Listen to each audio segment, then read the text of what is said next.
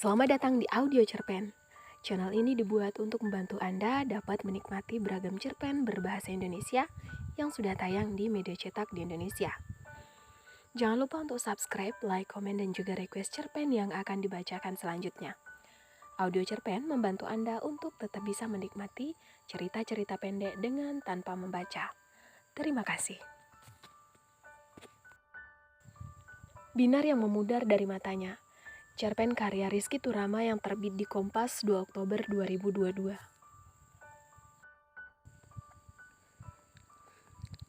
Dari 3 anak ibu, akulah satu-satunya anak yang gagal. Kakak pertama sudah jadi manajer di sebuah perusahaan multinasional. Rumahnya besar dengan 3 mobil mewah berjajar di garasi. Kakakku yang kedua bekerja di tambang minyak. Ia pulang ke rumah sebulan sekali. Di saat itu, ia hampir selalu membeli jam tangan baru, ponsel baru, atau barang-barang baru lainnya. Aku sendiri bekerja di sebuah kantor pemerintah daerah yang diangkat sebagai pegawai negeri bukan karena lulus tes, melainkan karena masa pengabdian yang sudah terlalu lama. Meskipun begitu, ibu selalu bilang, "Jangan risau, hal-hal yang begitu bukan masalah bagi ibu."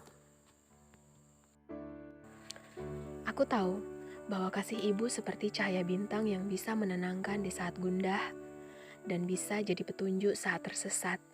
Tetapi fakta bahwa aku orang gagal tetap menghantui setiap hari. Hantu itu semakin membesar dan menggelayuti tengkukku setiap jadwal rutin berkumpul di rumah ibu tiba. Kedua kakakku selalu membawa dan memberikan oleh-oleh. Ibu selalu menyambut dan menerima oleh-oleh tersebut dengan senyum mengembang penuh, raut ceria dan mata berbinar. Aku tentu juga membawa sesuatu, biasanya martabak manis dengan isian coklat kacang. Kadang-kadang aku juga membawa benda atau makanan ringan lain. Akan tetapi, barang-barang yang kubawa pasti kalah pamor dibanding barang-barang bawaan kakak-kakakku. Mungkin cuma perasaanku saja, tapi aku melihat ekspresi ibu tak sama ketika menerima bawaan-bawaanku. Senyumnya tak penuh, raut cerianya meremang, dan binar pada matanya memudar. Hal itu kecil memang, namun terasa benar membuat bisikan hantu kegagalan semakin memberat di tengkukku. Sepertinya hal tersebut disadari oleh ibu yang sering menguatkan. Pemberian dari anak selalu membuat ibu tua macam aku merasa terharu, apapun pemberian itu. Kalian bertiga pun tak perlu memaksakan diri untuk terus membawa oleh-oleh ketika berkumpul. Ibu sudah tua, lanjut ibu. Tak ada lagi yang benar-benar diperlukan di usia tua ini kecuali kesempatan mensyukuri hidup. Toh, tak lama lagi juga hidup ini harus kutinggalkan. Ibu akan tersenyum melihat wajah kami yang merajuk setiap ia membahas soal kematian. Lalu, pembicaraan akan dibelokkan kemana saja agar kami tak merajuk lagi. Mungkin soal tetangga yang membeli kulkas baru, anak tetangga yang belum lama pulang dari berlibur di Bali, atau cucu tetangga yang tak jadi ditilang karena ternyata bapaknya pejabat di kepolisian daerah. Pembelokan cerita seperti selalu membuat anak-anak ibu kembali tertawa riang, kecuali aku.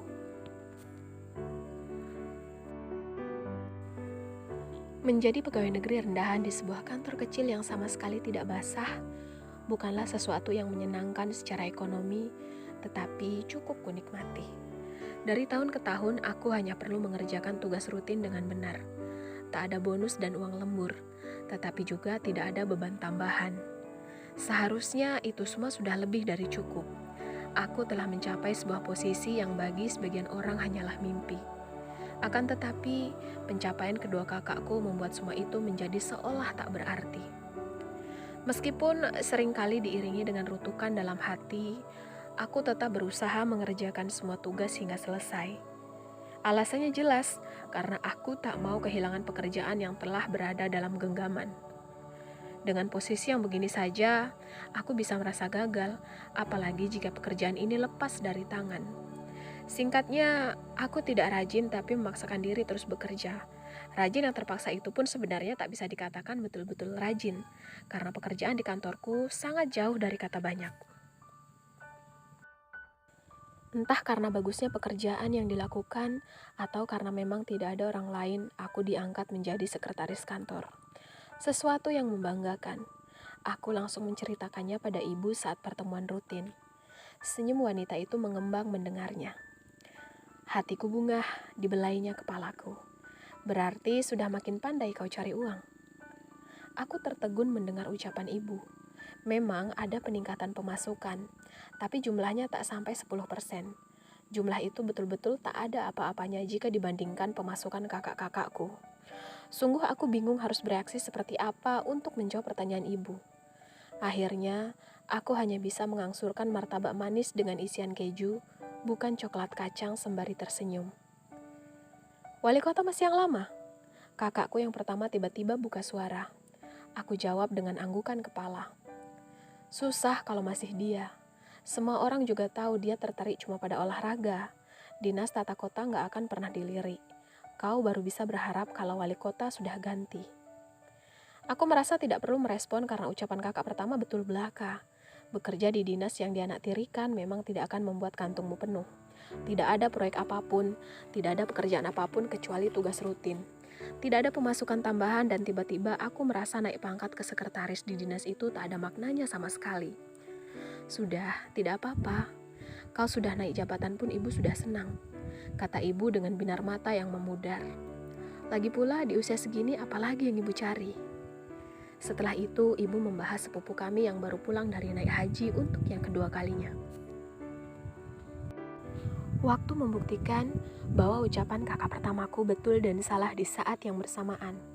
Iya betul, bahwa saat wali kota berganti, kantor tempatku bekerja tak lagi jadi anak tiri. Taman dan hijau kota mulai diperhatikan. Titik-titik yang dulu terbengkalai dan kurang sedap dipandang, mulai dibenahi. Di saat yang bersamaan, pendapat kakakku salah, karena sama sekali aku tak bisa berharap soal keuangan. Pekerjaan semakin banyak, tapi uang yang masuk tetap sedikit. Aku juga heran dengan hal itu. Kepala kantor kami tiba-tiba diganti dengan orang baru.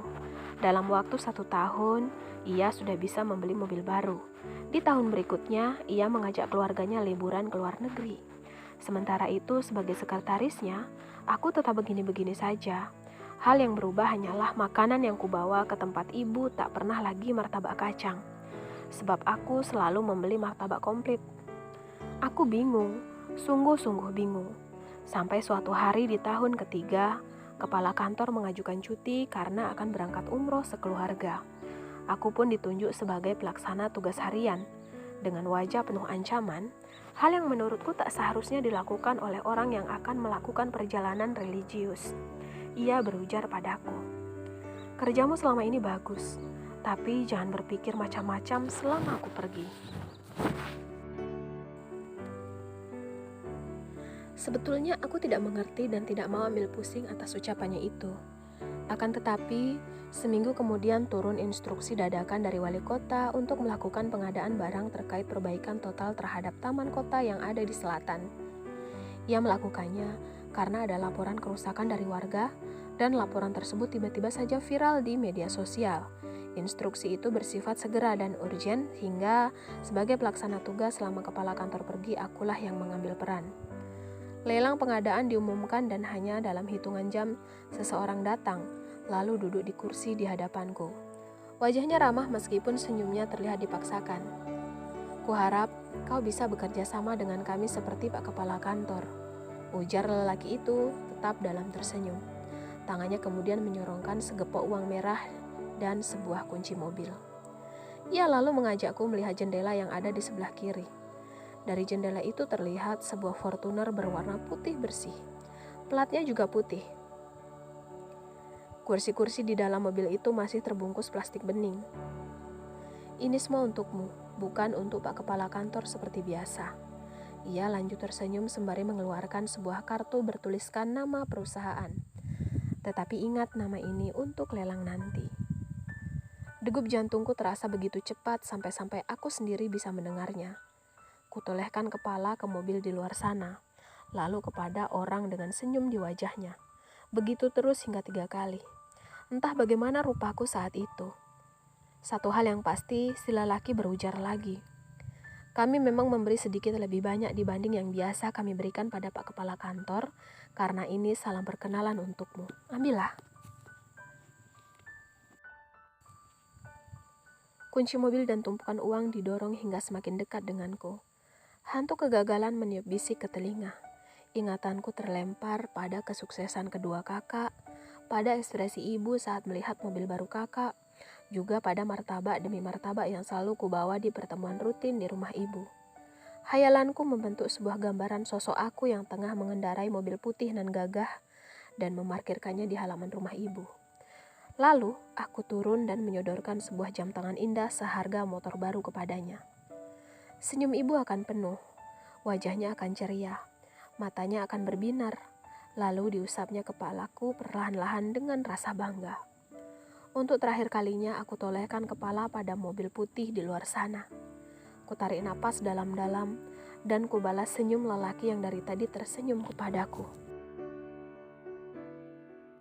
Untuk pertama kali setelah sekian tahun, aku merasa tak ada beban ketika jadwal rutin berkumpul di rumah ibu tiba. Aku tetap begini-begini saja, tak ada mobil baru, tak ada uang yang banyak, tak ada perhiasan mewah. Senyum ibu tetap tak penuh, keceriaannya tetap meremang. Binar matanya tetap pudar melihat bawaanku yang tak lebih dari martabak manis. Tak ada apapun yang berubah kecuali perasaan di dalam dadaku. Aku tidak lagi merasa sebagai orang gagal kali ini. Hantu yang memberati tengkukku telah menguap. Ia menghilang, seperti senyuman lelaki itu ketika meninggalkan ruanganku. Rizky Turama, dosen Universitas Sriwijaya, lahir di Palembang 4 April 1990. Pernah mengikuti workshop cerpen Kompas tahun 2016. Ia pernah memenangi beberapa lomba penulisan cerpen. 2 buku terbarunya berjudul Aku dan Jogja Pukul 2 dan Yang Lebih Bijak Daripada Peri.